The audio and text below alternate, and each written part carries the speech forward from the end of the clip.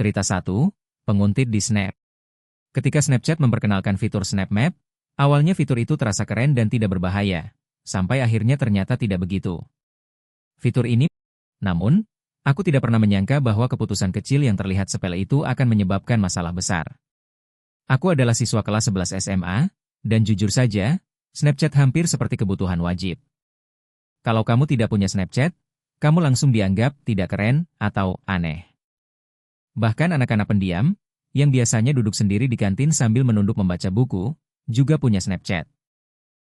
Salah satu dari anak-anak itu adalah Josh, seorang anak laki-laki yang dihindari semua orang, tetapi tidak ada yang benar-benar memahami dirinya. Josh bukan hanya pendiam. Ada sesuatu yang terasa tidak beres darinya. Sesuatu yang membuat orang secara naluriah ingin menjaga jarak. Josh sudah bersekolah di sekolah kami selama bertahun-tahun, tetapi aku tidak bisa mengingat satu kali pun aku melihatnya berinteraksi dengan siapapun. Rambutnya yang berminyak selalu jatuh aneh menutupi matanya, dan pakaiannya terlihat seperti tidak dicuci selama berminggu-minggu. Orang-orang sering berbisik tentangnya, menyebutnya menyeramkan atau aneh, tetapi sebenarnya tidak ada yang tahu banyak tentang dia. Sampai suatu sore di bulan Januari.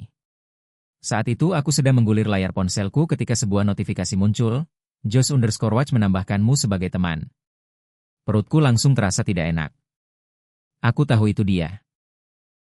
Sebagian diriku ingin mengabaikannya, tetapi entah kenapa aku tidak melakukannya. Aku ragu sebentar, lalu menambahkannya kembali. Dalam hitungan detik, ponselku bergetar karena ada snap darinya. Lalu satu lagi. Hari sudah malam, dan aku tidak ingin berurusan dengan apapun yang dia kirim, jadi aku membiarkannya belum dibuka sampai malam itu ketika aku sudah berbaring di tempat tidur. Ketika akhirnya aku membuka snap darinya, aku langsung menyesal. Snap pertama adalah foto diriku sedang duduk di kantin sekolah. Jantungku mulai berdetak cepat. Bagaimana dia bisa mengambil foto ini tanpa aku sadari? Lalu aku membuka videonya. Video itu diambil saat bel makan siang berbunyi. Josh memperbesar gambar ke arahku ketika aku berdiri dan berjalan keluar dari kantin. Di bagian bawah video tertulis keterangan. Lucu lol. Aku ingin langsung memblokirnya, tetapi aku tidak melakukannya. Mungkin aku tidak ingin terlihat kasar, atau mungkin aku terlalu terkejut untuk bertindak. Apapun alasannya, aku membiarkan kejadian itu berlalu. Malam itu, ketika aku sedang bersiap-siap untuk tidur, ponselku kembali bergetar. Itu Josh. Notifikasi pesannya muncul. Kamu tinggal di Greenway Drive, kan? Darahku terasa membeku. Bagaimana dia tahu tempat tinggalku? Dengan ragu, aku membalas, iya. Dia membalas hampir seketika, tetapi aku tidak membuka pesan berikutnya. Sebaliknya, aku membalik ponselku menghadap ke bawah, mematikan lampu, dan mencoba tidur. Keesokan paginya, aku terbangun karena merasa sangat kedinginan. Jendelaku terbuka lebar, dan pintu lemariku, yang selalu kututup, terlihat sedikit terbuka. Rasa takut langsung menyelimuti diriku saat aku melihat sekeliling kamar. Apakah aku lupa menutupnya? Atau ada sesuatu yang lain terjadi? Aku mengambil ponselku. Tanganku gemetar ketika membuka kuncinya. Ada beberapa snap baru dari Josh.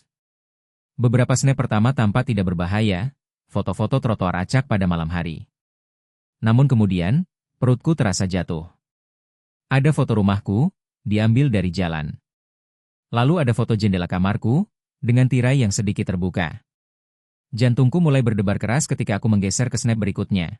Sebuah foto diriku sedang tidur di tempat tidur. Namun snap terakhir itulah yang benar-benar membuatku ketakutan. Itu adalah foto Josh berdiri di dalam lemariku, menatap langsung ke kamera. Keterangannya berbunyi. Mimpi indah senang. Tanganku gemetar ketika aku menggulir pesan-pesannya. Kenapa kamu tidak menjawabku? Aku suka melihat orang tidur. Aku menemukanmu lewat Snap Map. Aku tidak bisa bernapas. Pikiranku dipenuhi kepanikan. Bagaimana mungkin aku tidak mendengarnya? Sudah berapa lama dia berada di sana? Dan kenapa aku tidak mematikan Snap Map lebih cepat? Itulah titik puncaknya. Aku mengambil ponselku, berlari turun ke bawah, dan membangunkan orang tuaku. Dengan suaraku yang gemetar dan bukti di ponselku, mereka segera menyadari betapa seriusnya kejadian ini. Ayahku langsung menelepon polisi. Penyelidikan yang dilakukan setelah itu mengungkap lebih banyak hal daripada yang ingin kami ketahui. Josh tinggal bersama ayahnya, yang dikenal sebagai pecandu alkohol. Rumah mereka sangat berantakan, penuh dengan sampah dan perabotan rusak. Ketika polisi datang, mereka menemukan kamar Josh dipenuhi foto-foto, foto diriku. Sebagian adalah tangkapan layar dari media sosialku, sementara yang lain adalah foto candid yang dia ambil tanpa sepengetahuanku. Josh ditangkap dan didakwa atas kasus pembobolan dan masuk tanpa izin sebagai anak di bawah umur. Orang tuaku benar-benar terguncang, dan aku tidak bisa berhenti menoleh ke belakang, bahkan ketika aku berada di dalam rumahku sendiri yang seharusnya aman. Tidak lama setelah kejadian itu, Josh dan ayahnya pindah. Tidak ada seorang pun di sekolah yang pernah melihatnya lagi. Bahkan sampai sekarang, aku tidak bisa menggunakan Snapchat tanpa merasa paranoid. Setiap kali aku melihat notifikasi SnapMap, aku selalu memeriksa ulang apakah lokasiku sudah dimatikan. Apa yang terjadi dengan Josh bukan hanya kejadian menyeramkan. Itu adalah pengingat bahwa teknologi bisa berubah menjadi sesuatu yang berbahaya dengan sangat cepat. Dan itu adalah sesuatu yang tidak akan pernah kulupakan. Cerita 2, anak laki-laki dengan pisau. Snapchat selalu menjadi cara yang menyenangkan untuk membagikan momen-momen acak dalam hidupku. Entah itu meme lucu, matahari terbenam yang indah, atau hanya bercanda dengan teman-teman, Snapchat adalah aplikasi yang paling sering kugunakan. Namun, SMA tidak akan terasa seperti SMA tanpa seseorang yang membawa kata aneh ke tingkat yang benar-benar berbeda. Di sekolahku, orang itu adalah Logan. Logan bukan hanya anak aneh yang biasa kamu hindari. Dia benar-benar mengganggu. Dengan kulitnya yang pucat, potongan rambut mangkuk yang berminyak, dan senyum yang membuat tidak nyaman, dia memberi kesan seperti calon pembunuh berantai. Selera humornya juga tidak membantu. Suatu kali, dia merasa lucu memasukkan tikus mati ke dalam loker seseorang.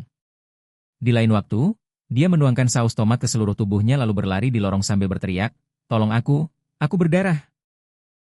Dia diskors berkali-kali sampai aku tidak bisa menghitungnya. Tetapi entah bagaimana dia selalu kembali. Aku sebenarnya tidak pernah benar-benar berbicara dengan Logan. Dia adalah salah satu dari orang-orang yang kamu hindari bahkan untuk melakukan kontak mata. Jadi, bayangkan betapa terkejutnya aku ketika suatu hari aku mendapat notifikasi Snapchat darinya. Itu aneh, karena aku tidak ingat pernah menambahkannya. Mungkin dia mendapatkan kode Snapku dari Instagram atau sesuatu seperti itu. Melawan naluriku sendiri, aku membukanya. Snap itu adalah foto sebuah kunci pintu yang diperbesar, dengan keterangan. Halo. Pikiran pertamaku adalah, oke, aneh, tapi tidak berbahaya. Aku membalas pesannya dan bertanya kenapa dia mengirim itu. Dalam hitungan detik, dia membalas dengan snap lain. Kali ini, jantungku serasa berhenti. Itu adalah foto buram yang diambil melalui jendela, ke arah dapur rumah kami.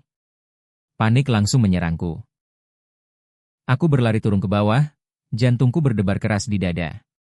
Ketika aku sampai di dapur, aku membeku. Logan berdiri di dek belakang rumah kami, wajahnya dihiasi senyum menyeramkan. Dia melihatku dan mulai tertawa. Itu bukan tawa biasa. Itu adalah tawa rendah dan berat dari dalam tenggorokan, seolah-olah dia menikmati rasa takutku. Pergi dari sini. Logan, teriakku dari balik kaca. Dia tidak bergerak. Sebaliknya, dia meraih sesuatu dari belakang punggungnya, perlahan-lahan mengeluarkan benda berkilau. Perutku terasa jatuh ketika aku menyadari benda itu adalah pisau. Aku segera membanting pintu hingga tertutup dan menguncinya. Tanganku gemetar begitu hebat sampai hampir saja aku gagal memutar kuncinya. Aku akan menelepon polisi, teriakku. Namun Logan tidak terlihat takut sama sekali. Dia hanya memiringkan kepalanya, seperti menantangku untuk benar-benar melakukannya. Setelah beberapa saat, dia mundur perlahan, masih menyeringai, lalu berjalan santai meninggalkan dek seolah-olah tidak terjadi apa-apa. Aku berdiri di sana, menatap dek yang kosong, mencoba memahami apa yang baru saja terjadi. Pikiranku dipenuhi pertanyaan. Apa yang sebenarnya ingin dia lakukan dengan pisau itu? Apakah dia hanya ingin menakutiku? Atau ada sesuatu yang lebih buruk? Apapun itu, aku tidak mau mengambil risiko. Aku langsung menelepon orang tuaku dan menceritakan semuanya. Ayahku memeriksa seluruh rumah untuk memastikan semua pintu dan jendela terkunci. Dia bahkan keluar dengan senter untuk melihat apakah Logan masih bersembunyi di halaman, tetapi tidak ada tanda-tanda keberadaannya. Malam itu, aku hampir tidak tidur. Setiap suara berderit, setiap hembusan angin di luar, membuat jantungku berdegup kencang. Aku terus membayangkan senyum Logan di kepalaku, pisau yang berkilau di tangannya. Hal yang paling membuatku takut bukan hanya apa yang dia lakukan, tetapi betapa tenang dan santainya dia saat melakukannya. Seolah-olah semuanya hanyalah permainan sakit baginya. Keesokan harinya di sekolah, aku tidak bisa fokus. Setiap kali aku melihat seseorang dengan rambut coklat, jantungku seperti berhenti sejenak. Aku ingin memberitahu seseorang, mungkin guru atau kepala sekolah. Tetapi sebagian diriku takut Logan akan mengetahuinya dan mencoba membalas dendam. Jadi, aku memilih diam dan menghindarinya sebisa mungkin. Beberapa hari kemudian, aku mulai berpikir mungkin semuanya sudah selesai. Mungkin Logan sudah bosan dan pindah meneror orang lain. Namun kemudian aku mendapat snap lain darinya. Kali ini, itu adalah foto rumahku, diambil dari jalan. Keterangannya berbunyi, "Sampai jumpa segera senang." Itu sudah cukup. Aku langsung menemui orang tuaku. Ayahku tidak membuang waktu dan segera menelepon polisi. Ketika polisi datang, aku menunjukkan semua snap itu dan menceritakan semua yang telah terjadi. Mereka menanggapinya dengan serius, yang membuatku sedikit lega, dan mereka mengatakan akan berbicara dengan Logan dan keluarganya. Aku tidak melihat Logan lagi di sekolah setelah itu. Kabar beredar bahwa orang tuanya menariknya dari sekolah dan memindahkannya ke distrik lain. Sebagian diriku merasa lega, tetapi bagian lain dari diriku tidak bisa menghilangkan rasa takut. Bagaimana jika dia kembali? Bagaimana jika rencana gila yang dia miliki belum selesai? Bahkan sekarang, berbulan-bulan kemudian, aku masih selalu waspada. Setiap malam, aku memeriksa kunci semua pintu dan jendela sampai 3 kali. Aku tidak membuka snap dari orang yang tidak kukenal, dan aku menjadi sangat peka terhadap lingkungan sekitarku. Logan mungkin sudah pergi, tetapi ketakutan yang dia tinggalkan masih belum bisa kulepaskan. Cerita 3, mobil yang mengikuti. Aku selalu suka memamerkan gaya hidupku di media sosial, pakaian mencolok, gadget baru, dan makanan eksotis. Kurasa itu bagian dari citraku.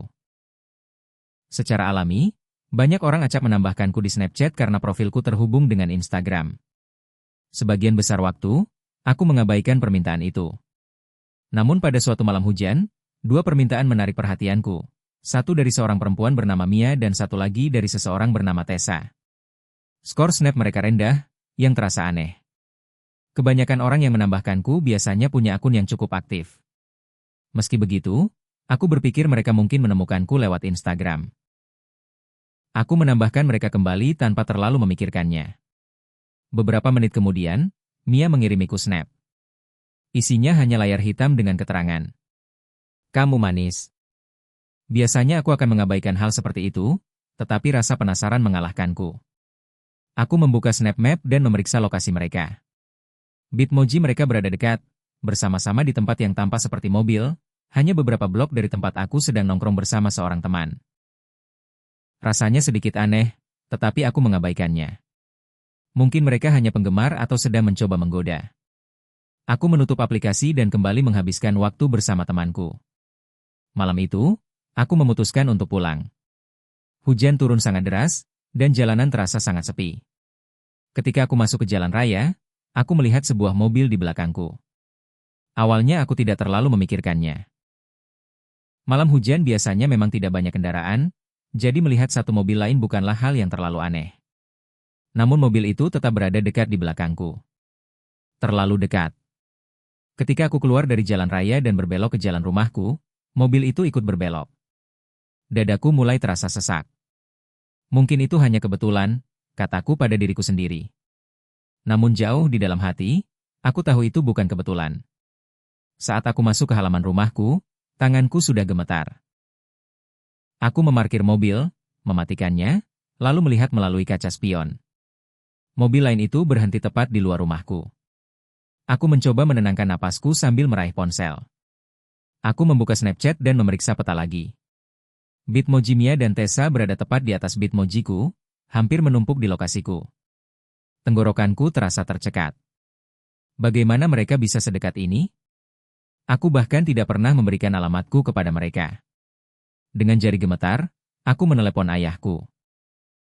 Dia langsung mengangkat, mungkin karena mendengar kepanikan dalam suaraku. "Ayah," bisikku, "keluar sekarang. Tolong." Aku menjelaskan bahwa ada seseorang di luar, tetapi aku tidak menyebutkan bagian snap map. Aku belum siap menjelaskan bagaimana aku membiarkan orang asing melacak. Lokasiku. Tepat saat mobil itu bergerak maju, sedikit mundur seperti hendak masuk ke halaman rumah kami, pintu depan terbuka. Ayahku keluar sambil memegang senter. Mobil itu berhenti sejenak sebelum melaju pergi dengan cepat, suara bannya berdecit di jalanan basah. Ayahku tetap berdiri di teras, menyapu jalan dengan cahaya senternya. Ketika aku menceritakan tentang Mia dan Tessa, ekspresi wajahnya berubah gelap. "Tidak ada perempuan di mobil itu," katanya. Aku melihat 3 laki-laki. Laki-laki besar. Kata-katanya menghantamku seperti pukulan ke perut. 3 laki-laki? Pikiranku langsung berpacu. Siapa mereka? Mengapa mereka berpura-pura menjadi perempuan di Snapchat? Dan apa yang mereka inginkan dariku? Ayahku tidak membuang waktu. Dia mengunci semua pintu dan jendela, memeriksa setiap kaitnya 2 kali. Aku mencoba mengabaikan rasa takut itu, meyakinkan diriku bahwa mereka hanya mencoba menakutiku. Namun aku tidak bisa mengabaikan perasaan buruk yang tenggelam di dalam perutku. Malam itu, ketika hujan terus turun, aku berbaring di tempat tidur tanpa bisa tidur. Setiap suara rumah yang berderit dan setiap gemerisik daun di luar membuat jantungku berdetak cepat. Lalu aku mendengarnya, langkah kaki. Suara itu samar, tetapi teratur, berderak pelan di atas kerikil di luar jendelaku. Aku membeku, menahan napas, terlalu takut untuk melihat. Kemudian terdengar bisikan. Suara-suara teredam, terlalu pelan untuk kupahami, tetapi cukup jelas untuk membuatku tahu bahwa aku tidak sedang membayangkannya. Ponselku bergetar di meja samping tempat tidur, dan aku hampir melompat karena terkejut. Ketika aku melirik layar, jantungku terasa tenggelam. Itu snap dari Mia. Aku tidak membukanya. Aku tidak sanggup. Sebaliknya, aku mengambil ponsel dan mengirim pesan kepada ayahku. Sesaat kemudian, dia membuka pintu kamarku. Wajahnya pucat tetapi tegas. "Tetap di sini," bisiknya, sambil mengambil tongkat baseball dari lemariku. Dia berjalan perlahan ke bawah, dan aku tetap membeku di tempat, mendengarkan setiap suara. Setelah beberapa menit, aku mendengar suara mesin yang samar. Aku mengintip dari balik tirai dan melihat mobil yang sama dari sebelumnya perlahan menjauh. Ketika ayahku kembali ke atas, dia terlihat lebih terguncang daripada yang pernah kulihat sebelumnya. "Aku melihat mereka," katanya pelan. Mobil yang sama, parkir tepat di luar. Mereka mengawasi rumah. Kami tidak tidur sama sekali malam itu.